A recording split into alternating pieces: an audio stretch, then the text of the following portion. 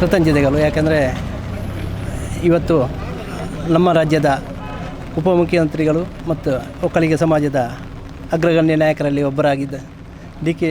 ಶಿವಕುಮಾರ್ ಇವರು ತನ್ನ ವೈಯಕ್ತಿಕ ಕಾರ್ಯ ನಿಮಿತ್ತ ಸುಬ್ರಹ್ಮಣ್ಯ ದೇವಸ್ಥಾನಕ್ಕೆ ಬಂದಿದ್ದ ಸಂದರ್ಭದಲ್ಲಿ ನಾವು ಅವರಲ್ಲಿ ಕೇಳಿಕೊಂಡ ಮೇರೆಗೆ ಈ ಮಳೆಯ ನಡುವೆಯೂ ತುರ್ತು ಮಂಗಳೂರಿಗೆ ತೆರಳಬೇಕಾಗಿದ್ದರೂ ಕೂಡ ಅವರು ನಮ್ಮನ್ನು ಬಂದು ನಮ್ಮ ಆಹ್ವಾನವನ್ನು ಸ್ವೀಕರಿಸಿದ್ದಾರೆ. ನಮ್ಮ ಮನವಿಯನ್ನು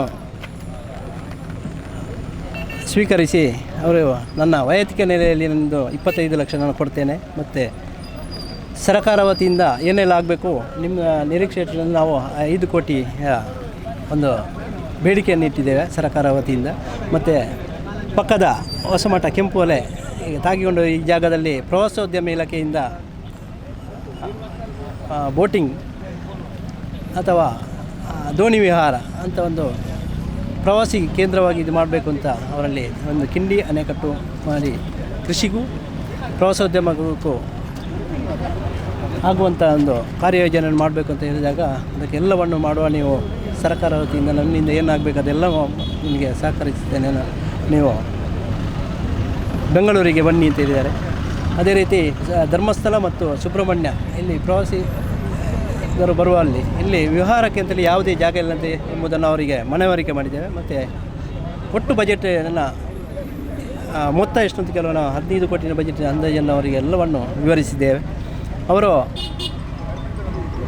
ನಿಮಗೆ ನಿರೀಕ್ಷೆ ಎಷ್ಟು ಅಂತ ಕೆಲವು ಅದೇ 5 ಕೋಟಿ ಅಂತ ಹೇಳಿದ್ದೇವೆ. ಅದಕ್ಕೆ ಎಲ್ಲವನ್ನು ವಿವರಿಸಿ ನಮ್ಮ ಏನೆಲ್ಲ ನಮ್ಮ ಅಂಡರ್ಗ್ರೌಂಡಲ್ಲಿ ಏನು, ಪ್ರಥಮ ಮಹಡಿಯಲ್ಲಿ ಏನು, ಸೆಕೆಂಡ್ ಫ್ಲೋರಲ್ಲಿ ಏನು ಅಂತೇಳಿ ಏನೆಲ್ಲ ಬರ್ತಂತ ಎಲ್ಲ ವಿವರಗಳನ್ನು ಅತ್ಯಂತ ತಾಳ್ಮೆಯಿಂದ ಕೇಳಿಕೊಂಡು ನಮ್ಮ ಮನವಿಗೆ ಉತ್ತಮ ರೀತಿಯಲ್ಲಿ ಸ್ಪಂದಿಸಿದ್ದಾರೆ. ಬಹುಶಃ ನಮಗಿದು ತುಂಬ ಸಂತಸದ ವಿಷಯ. ಯಾಕಂದರೆ ನಾವು ಕಳೆದ ಶಿಲಾನ್ಯಾಸ ಕಾರ್ಯಕ್ರಮ ಅವರನ್ನು ಮುಖ್ಯ ಅತಿಥಿಯಾಗಿ ಕರೆದಿದ್ದೆವು. ಆ ಸಂದರ್ಭದಲ್ಲಿ ಅವರಿಗೆ ಸರಕಾರದ ಕಾರ್ಯಕ್ರಮ ತುರ್ತಾಗಿದ್ದ ಕಾರಣ ಅವರು ಬರಲಿಕ್ಕಾಗಲಿಲ್ಲ. ಆ ಕಾರಣ ಇವತ್ತು ನಮ್ಮ ಕರೆಗೆ ಹೋಗೊಟ್ಟು ಇವತ್ತು ಮಲೆಯ ಮಧ್ಯೆ ಬಂದಿದ್ದಾರೆ. ಅವರನ್ನು ಈ ಸಂದರ್ಭದಲ್ಲಿ ತುಂಬ ಹೃದಯದಿಂದ ಅಭಿನಂದಿಸ್ತಾ ಇದ್ದೇವೆ. ಸಮಾಜದ ಒಕ್ಕಲಿಗೌಡ ಸೇವಾ ಸಮಾಜ ಕಡಬ ತಾಲೂಕಿನ ವತಿಯಿಂದ ಎಲ್ಲರನ್ನು ಅಭಿನಂದಿಸುತ್ತಾ ನಿಮಗೆಲ್ಲರಿಗೂ ವಂದನೆಗಳು.